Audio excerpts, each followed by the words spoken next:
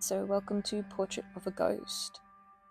This is a free game on Itchi.o that when I was looking through Itchi.o, because I get myself way too many games, but I was looking through Itchi.o and I just thought the art looked really cool. I do love any horror that involves an artist or artwork.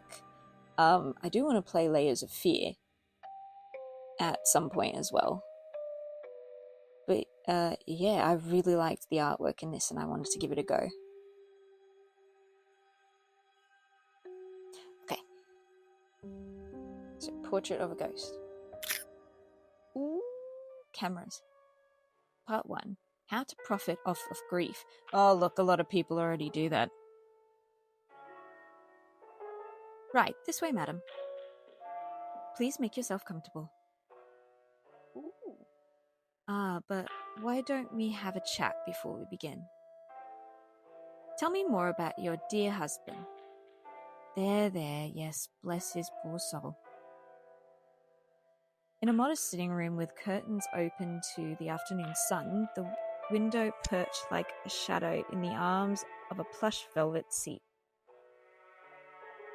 With a veil pulled back from her head, delicate fingers clutching the handkerchief she brought repeatedly to her large, sorrowful eyes, she made the perfect image, picture perfect, of the poor grieving soul that the gentleman sitting before her so often received.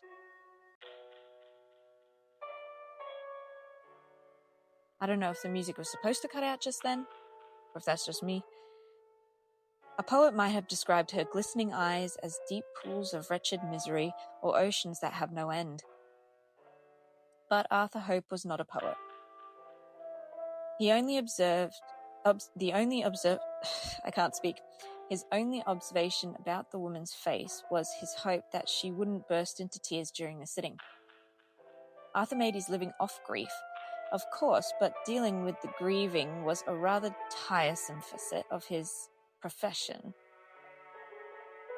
As the widow went on about her poor deceased lover, his gentle and charitable nature, and so on, he carefully prodded her now and again about the man's general features, forming an image in his head of how best to shape his next creation. Biogamy? Yeah. A young man with a lion's mane of bright hair, average height, deep-set eyes. I'm sure I have a plate matching that description somewhere. It's a good thing I had that wig handy. But I'm getting ahead of myself. I have a real picture to take first. There are so many things I wish I had said to him. Oh, he told me not to worry, but I'm sure he was a wonderful man, madam. I'm so sorry once again for your loss. You know, I always tell my clients I can never guarantee when my camera might capture a spirit. But today I feel almost certain he might be in the room with us. Why don't we take your picture now and see for ourselves? Oh yes, of course. Make yourself at home. I'll be right back. Okay, we're going to get the camera. Camera obscura. Center your subject within the frame. Ah, okay. There she is. We have to get her right in the middle. Yeah, that should leave enough space to add a spirit. So he's scamming her. He's doing spirit photography without actually doing spirit photography. What is it, 18th century Photoshop? We're ready to begin. Please stay still until I tell you when the exposure is complete. Yes. If you're there, my darling, please show yourself. Please. Oh, I feel bad for her. Arthur Hope hadn't always been a charlatan. Once he had been Artie, a shy and painfully honest boy with angelic blue eyes and a limitless imagination. He spent every chance he could in his uncle's library, losing himself in the tales of monsters and terrors. They were never so frightening as the real world around him, he could honestly say. Honestly, however, would rarely turn out to help him. Honesty had not stopped his uncle's cane nor his withering looks. It did not protect him from his schoolmates' vicious pranks nor impress the teachers, grey, hollowed men with thinned hair and thick spectacles at the various boarding schools that always inevitably sent him back home. It had always been his fault. One had simply closed it hadn't always been his fault. One had simply closed due to an unfortunate scarlet fever outbreak. No, it was a liar's world, and by the time Arthur Hope first found himself behind the lens of his late uncle's sliding box camera, he'd built, well, if not a kingdom of lies, then at least a barony. At just shy of 30, his schemes had brought him an unsteady income and the regard of a handful of influential friends, few of whom knew his background or how much he'd truly borrowed from them. Arthur's uncle had taken up photography late in his life, and having no family, save for his troublesome nephew, had left the young man the aging house he'd turned into his studio along with a small fortune in equipment after his death. Arthur had little interest in the profession beforehand, but even he could not resist the allure of burgeoning technology that was so much like magic, capturing light through a mechanical eye, preserving an image of the world a single moment in time. It was something just like out of the tales of mystery he grew up on. The ability to capture his own likeness was, of course, its own draw. He had a fair face, he was not shy to admit, and would like a reminder of it should he have the misfortune of living a long life. Carefully, he slid the plate holder out from the camera's wooden frame. A pile of discarded glass plates and blurry Alban prints sat on the table beside him, the fruits of his earlier attempts. I have a good feeling about this one. Let's get you to the dark room, shall we? It was as the print formed in the early afternoon sun that Arthur Hope saw his uncle's ghost in the frame beside him.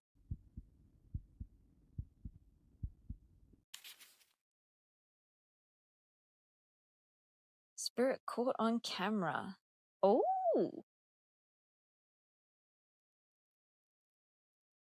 Photographer captures ghostly images. Whoopsie. Ghost photograph shock world. Spirit photographer, the man behind the camera. Are spirits all around us? Ghost photographer Arthur H. Hope claims to have the answer.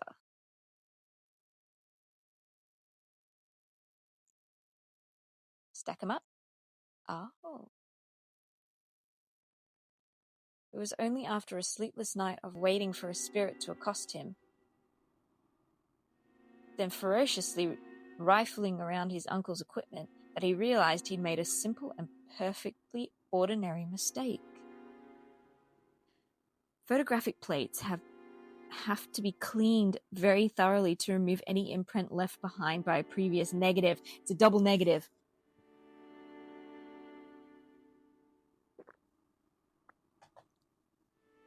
He made a double negative. Arthur, an amateur, had not done so. Thus, a trace of one of his uncle's self-portraits remained on the glass plate he'd used for his own. There you go. But the fact that the image had lined up so perfectly was nothing short of a miracle. A miracle that sparked the idea of a brand new, lucrative story in Arthur's mind.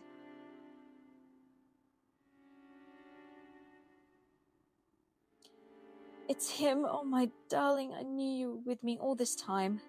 Thank you, Mr. Hope, thank you. He looks so peaceful, I don't know what to say. Overwhelmed, the widow began to sob. Arthur patted her back gently. I can earn more if I make them come back for a sitting or two before I give them a spirit, but gah, I felt sorry for her this time.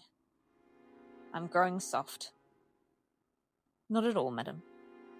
It brings me joy to know you have a guardian spirit watching over you, even beyond the grave. I can be at peace now. Thank you. Please take this. She handed him a stack of crisp banknotes, far more than the agreed-upon sum. I can't possibly, madam.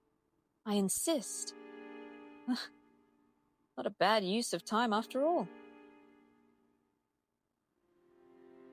Part 2. Portrait of a girl. Can I save? Sick. Late in the evening, a knock came at Arthur's door. The widow had been his last appointment of the day, but it was all too common for unwanted visitors to arrive long after closing. Sometimes it was the press, sometimes an angry skeptic, sometimes a wretched grieving soul who would beg for his charity. Arthur? Go get the door. Arthur crept down the staircase to the entryway of the old house and quietly approached the door. He carefully looked through the spy hole. Stood there in the rain was a girl. Oh. She didn't seem to have an umbrella or raincoat. It was a miracle she wasn't drenched thoroughly. Perhaps she'd arrived by carriage? But Arthur hadn't heard one approaching, and none were stopped in the street. Once more she rapped on his door.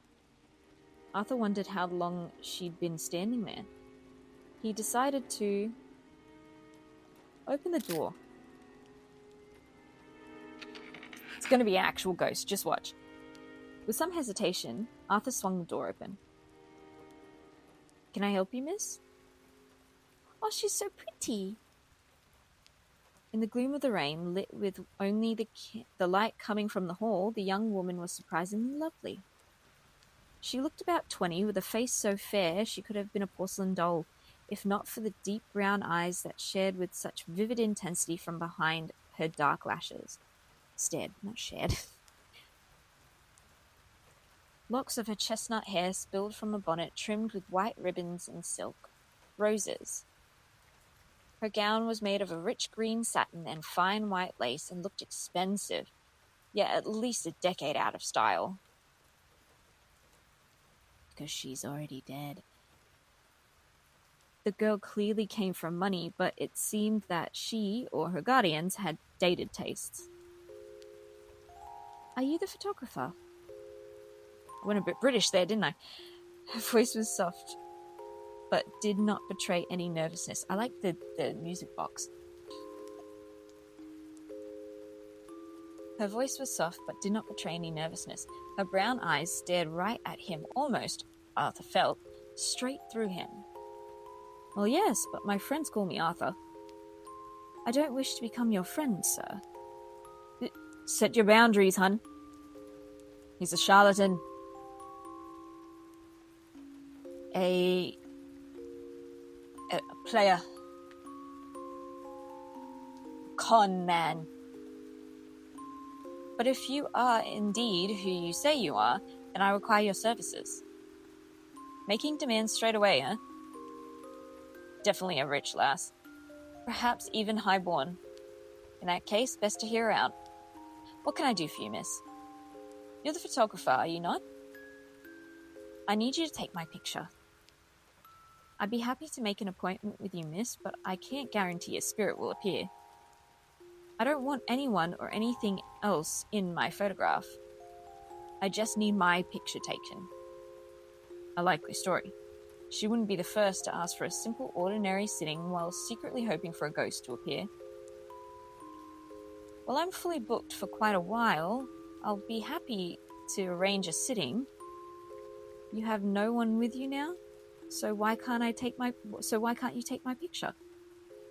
Miss, it's late. Lamplight makes for a poor image, and I'd have to wait until daylight to make the print in any case. Might I also emphasize how inappropriate it is for a young lady to call upon a man uninvited after dark? Please. One picture, that's all I ask. Please, I've been waiting so very long. I should. Hear her out. Can I at least ask why you need a photograph so badly? Ooh, sick. Okay. There's somebody I must send my picture to. Somebody who I haven't seen in a very long time, who needs to see how I look now. How I've changed. There are plenty of other studios that could accommodate you. None of them will open their doors to me. None of them are like you.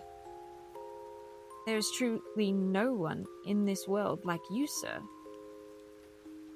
Well, if there's anything I can't resist besides a large purse, it's flattery. And let's admit it, that sweet face isn't an easy one to refuse. Being around sobbing fools all day really has turned me soft. Fine, you've convinced me. Please step this way, miss. Edith. Edith Harper. Can I offer you any tea? No, none, thank you. Please, can we hurry? As you wish. Alright.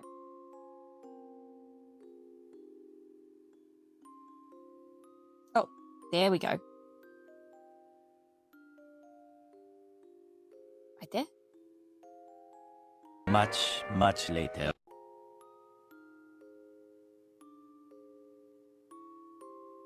Ah, finally! Well, we'll need more candles. I can't get an image like this. Technology is awfully inconvenient. You could have come by during daylight, you know. There we go. Oh. Where'd she go? 2 very boring minutes later. Wait, where did she go? I told you, she's dead. Are you ready yet? There she is. Yeah, we can begin now. Ugh, what's come over me? First I let some arrogant, ill-mannered girl walk over me like a carpet, and now I'm seeing things.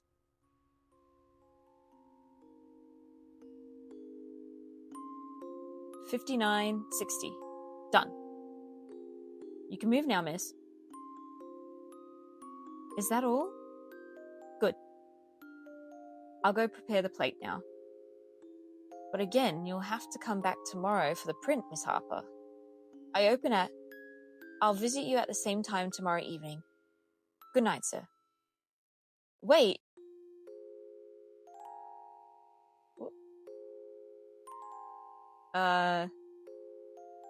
Okay. Arthur stopped her concerned. No, he didn't. He let her go. Stopped her concerned. Do you need me to call you a carriage? It's awfully rainy.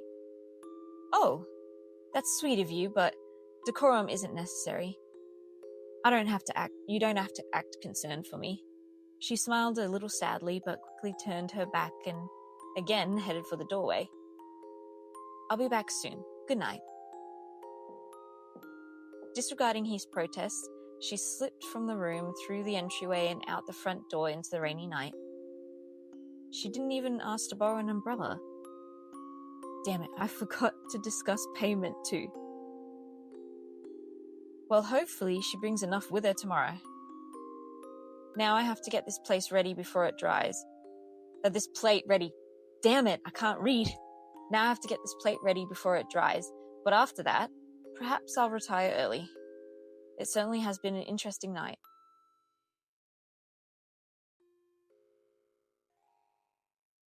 That night, Arthur Hope had strange dreams. Part 3, Phantoms. A chill wind rocked the house, rapping against the walls. Figures crept around the edges of Arthur's vision, flickering like flames, hovering like moths. A weight covered his entire body. He could not shift or twist his limbs. Twirl?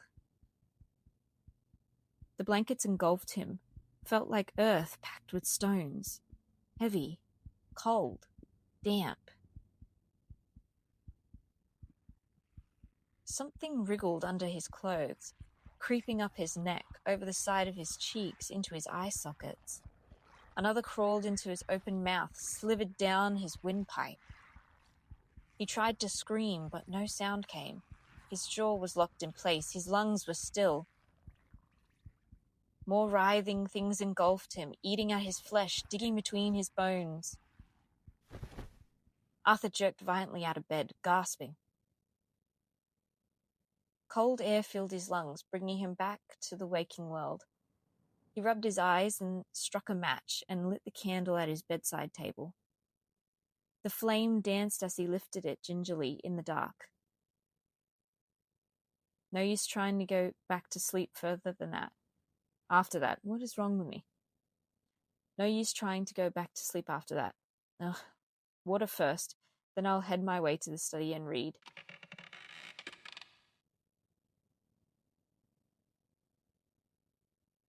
What? A noise rang out in the dark. Arthur listened, sure it must be the rain on the roof or the shutter against the windows.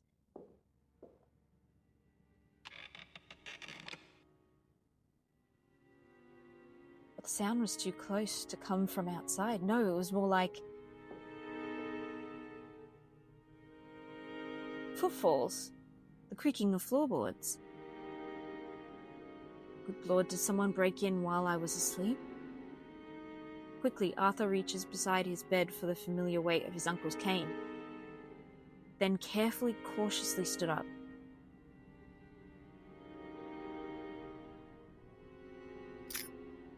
And am I safe? Come on, shoot. Thank you. Oh, we've got the candlelight.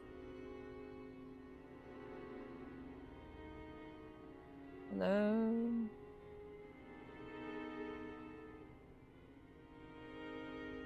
Get a hold of yourself, Art. A burglar is nothing. Dealt with worse.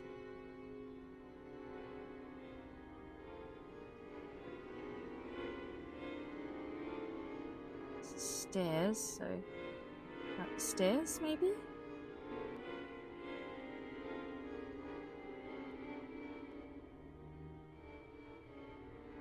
Still nothing. Oh, there's pounding in my chest. It's all thanks to that blasted dream.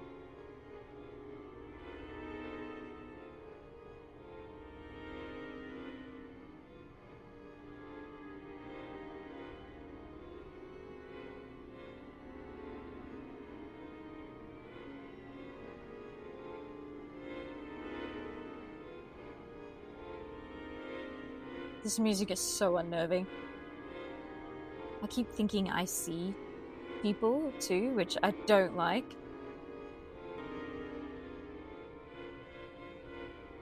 Hello? I know you're there, come out. Nothing. Did I imagine it? I'm sure I heard a sound.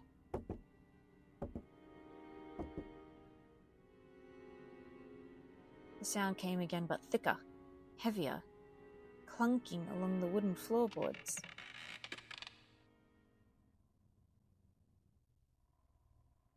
Arthur continued through the house, heartbeat growing faster, louder, more erratic with every step. His grip never left the hefty weight of the wooden cane. I'll teach you never to lie to me again, boy. I didn't, I swear it. Then who left it out in the rain? This book was worth more than your sorry hide. But the cane seemed to grow heavier in his hand, then warmer, then white hot like a flame. Arthur jerked and dropped it from his hands. It landed on the floorboards with a thud. He brought his searing hand to the candlelight. It was burned straight through the bone, leaving ruined melted flesh on his blackened skeleton. Fire engulfed his body. His skin melted from his flesh, crisping and charring. He let go of the candle, screaming. The tiny flame licked at the wood and set it alight. Everything turned to smoke and fire and dust. Arthur tried to run and scream again, but black smoke filled his lungs. His body felt like it was buried in earth. Hot, burning earth. Nothing was left of him now but bones and ash. And there was nothing left at all. Nothing but darkness.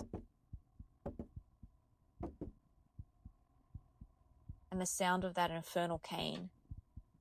Arthur Hope's remains curled up on the floor, writhing like an insect, uttering pitiable, choking cries that spattered into rasping gasps.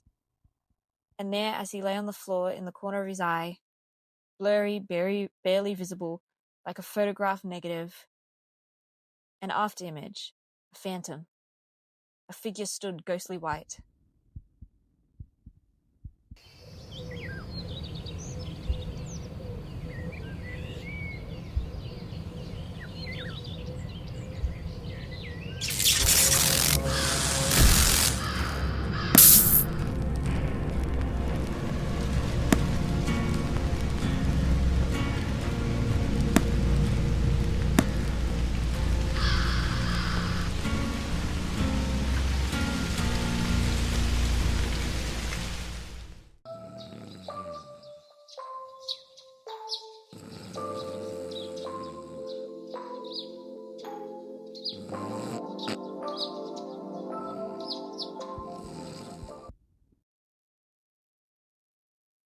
Part 4. Portrait of a Ghost. Was it a dream? Oh, thank God. Arthur Hope awoke at dawn in his bed. He lay silently, heart still racing as the faint ruby light traced his face. He breathed in and then out, slowly until the heartbeat steadied. Then he gingerly sat up and rubbed his eyes. I haven't had dreams like that since the old man, well, not in a long time. He felt beside his bed. The familiar, terrible weight of the old cane rested in the same spot it always did. A quick look in the mirror as he dressed confirmed that his body and skin remained intact and unburned. And he was none the worse for wear, save for the dark shadows blooming around his eyes.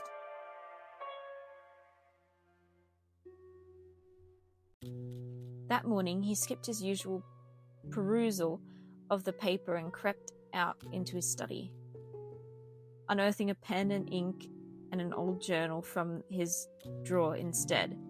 Familiar old handwriting and scribbles peeked out from the pages. Why am I so shaken?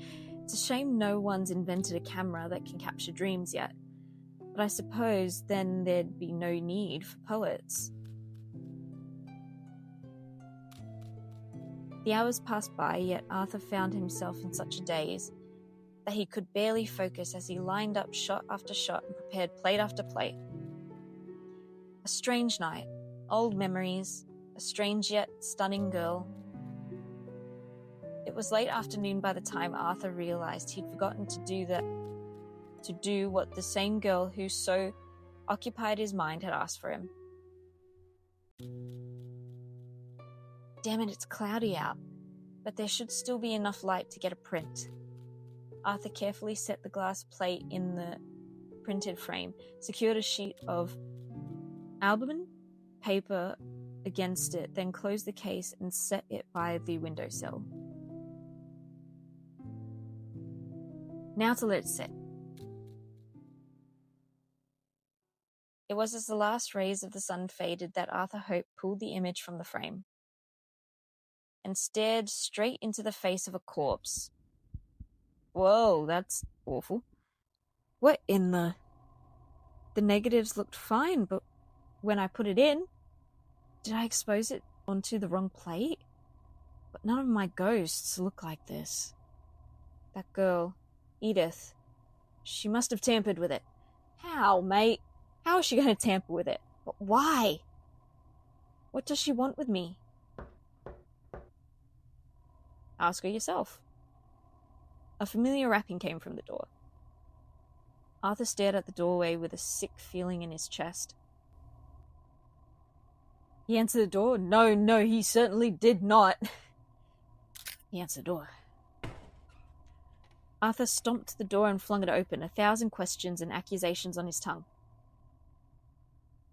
You have a lot to explain, Miss Harper. This isn't... Nobody was there. No girl in green satin. Not a single soul. Arthur gritted his teeth and turned away. Why are you so upset? Gah! The girl who stood in the sitting room wore no bonnet or day dress. Dirt and soil and damp, dark stains clung to her bare feet and rotted, ruined nightgown. Her skin clung to her flesh in patches, pieces of it eaten away and rotted to the bone. Her long hair was matted in thick tangles. Her eyes were gaping hollows. Someone of your profession certainly startles easily. Miss Harper? What do you want? This isn't funny. Certainly not. I'd like my photograph, please. What kind of trick is this? You're the ghost photographer, are you not? Isn't that why you agreed to take my picture? You're a ghost? You expected me to be among the living? Well, perhaps proper introductions are in order. My name is Edith Emmeline Harper. I died in an accident 11 years ago. I'll spare you the details, but in short, I found it rather upsetting that my body still hasn't been discovered. So when I heard about you, I decided to take matters into my own hands. You expect me to believe any of this? Is this new to you? I thought you were more of the worldly type. See for yourself then. Edith reached out towards him. Arthur jerked back, but the girl did not flinch. She gently lifted a filthy hand to his face. Arthur waited for the feeling of rot and flesh, but the girl's skin was smooth and cold. Ice cold. Far too cold and still to belong to something living. Her fingers lingered there until finally Arthur grasped her hand with his own. It felt like gripping ice. The longer he held, the more his own skin grew cold and numb, and then prickled like something was crawling beneath it. That's enough. Fine. Fine! You're dead. So what does a ghost want with me then? I want you to send that photograph to my brother. The stupid fool thinks I ran off with some man. Me? Elope? Honestly? Tell him to look for me near the old chapel where we used to play. Why don't you tell him yourself? Why haunt me? Very few people can see or hear ghosts, Mr. Hope. And for them, few murderers end up as professional photographers. Did you, Sir Arthur, kill your uncle? Well, let's just say that few murderers end up as professional photographers. What did you say?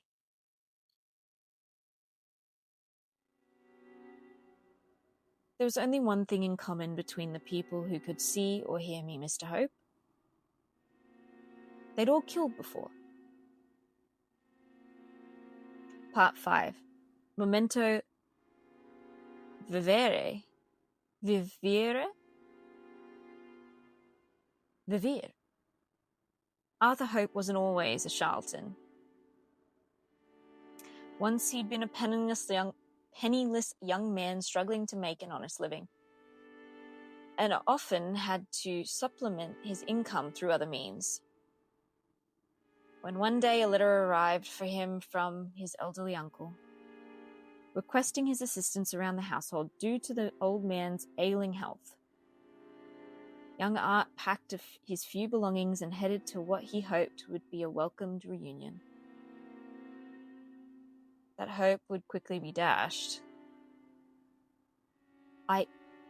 I never killed anyone. I didn't kill him. I didn't mean to. He had half a foot in the grave already, so I didn't. Arthur. I just wanted to scare him. He deserved that much. He treated me like dirt my entire life. And then when he called me to his sickbed, I thought maybe he'd apologize just to me, just once. But no, the old man wanted to cut me out of his will. Me, his only flesh and blood. Just to spite me. He knew that I had nothing. He knew that the money was the difference between life and death, but all he wanted was to spit in my face at the end. What else could I have done? Stop feeling sorry for yourself. Look at you. You're alive, aren't you? So long as you're alive, you can change and claw yourself out of whatever hell you've built. It's only us ghosts who have to be stuck in the past. Yet you've been haunted all this time, haven't you?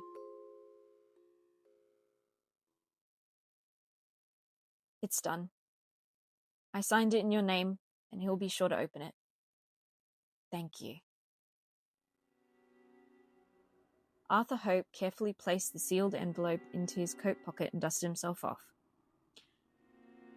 His possessions, most of the things that belonged to his uncle, rather, had all been sold or given away. Pale daylight filtered through the curtains onto an almost empty room. The house felt like a ghost itself.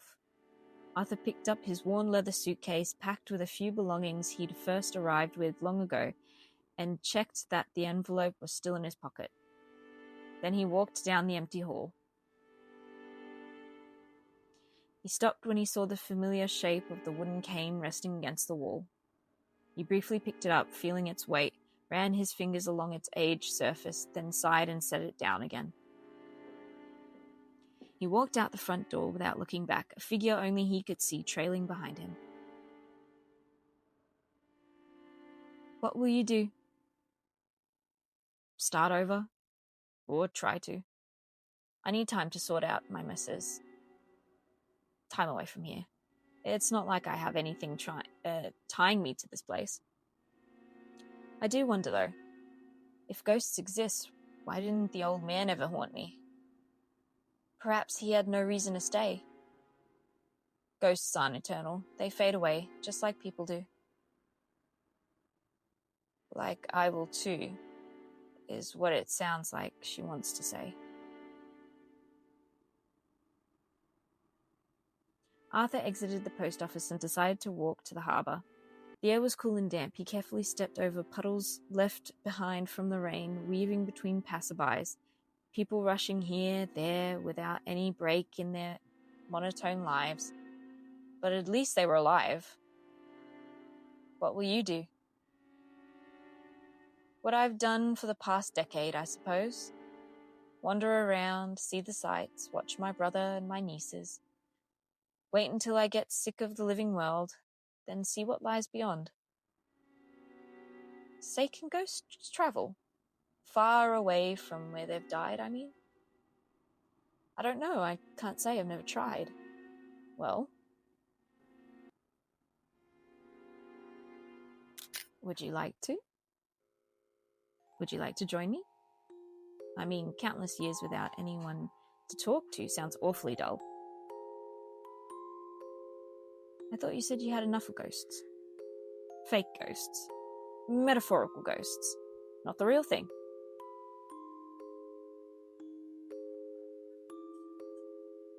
Well, I suppose I had better keep an eye on you. Who knows what trouble you'll dig yourself into.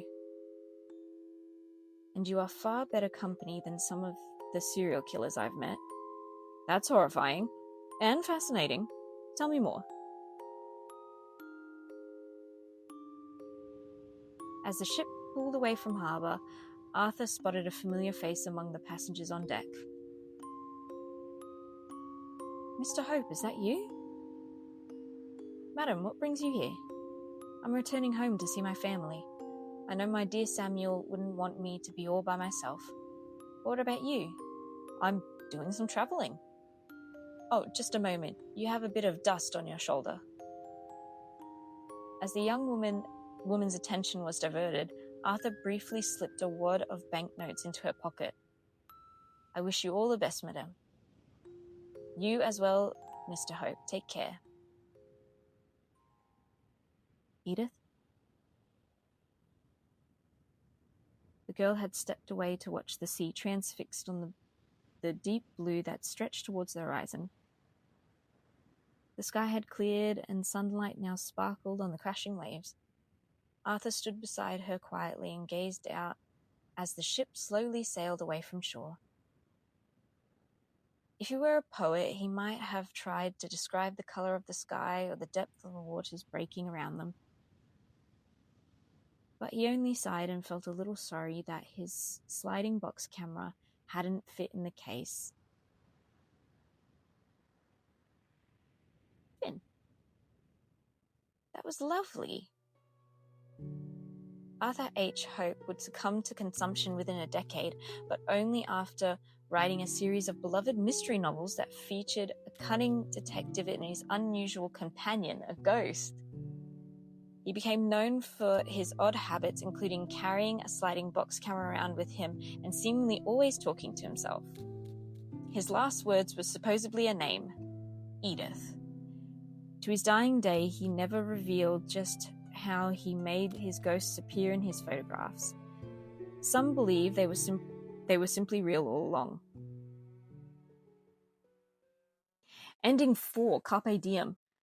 The other endings have to be like, he did not answer the door. He refused to take a photo, things like that. But that was a 4th ending. And that was Portrait of a Ghost. That was really, really pretty, actually. I really liked that story. I knew Edith was going to be a ghost anyway. What's in extras? Gallery. Ah.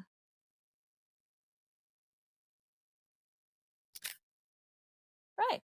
Well, that was Portrait of a Ghost. I highly recommend this little game. It's a really nice little story. And it's made by Indicis? But yeah, they're on Itchi.io, so go check them out.